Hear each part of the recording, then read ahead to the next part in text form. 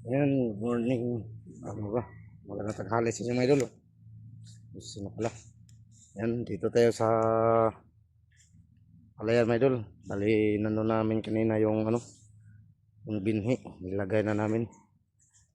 Kaya tinunla na namin mga idol. Yan o. Ayan mga idol. Pinuntahan ko mga idol. Baka may mga manok. May isa dito. Buti hindi nag-apak-apak sa pinunla na palay. Okay.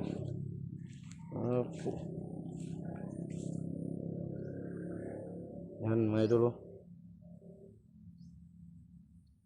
Ayan. Bali, pinunla na naman to kanina mga idol. May isang manok kanina. Buti hindi pa abutan natin. Papunta pa pala siya dito. Yan o. Bali, 6 na plat mga idol. Bali, kanina, doon kami kanina. Bali, ito na dalawa. Bali, ito na dalawa yung traktorin. Bali, kanina doon kami. May tatay. Yan o. Baka mamaya or bukas. Yun naman dahin. Yan o. Kaninang umaga namin to pinunla mga idol. Yan, Merry Christmas and Happy New Year sa inyo mga idol. Ganong umaga. Happy Fiesta pala sa Barangay Caridad Sur at Norte. Yan. Ay, dispiras pa pala ngayon. Bukas pa yung pista. December 27.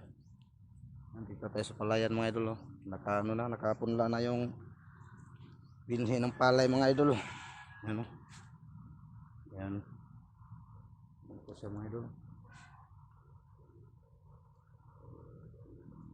Tinignan natin baka may manok. Pagpunta natin dito na may isang manok na pupunta bababa na sana dito kaso kaya buti na lang naabutan natin. Yan, tumakbo na papunta na dun sa likod. Yan, yan mga idol, ito na po yung natin, ito na po yung pinunla na palay. Ang ngalan nito po, is L8 hybrid. Yan, salamat kay Bro Arnsde, kay Bro Arnil, sa kanya po to galing yung binhi. Yan, nandun yung traktor. Yan, dun. Bali, pag traktor nito mga idol, unang daan lang muna to, saka na to finish mga idol pag pag mahaba na yung pinunla na palay.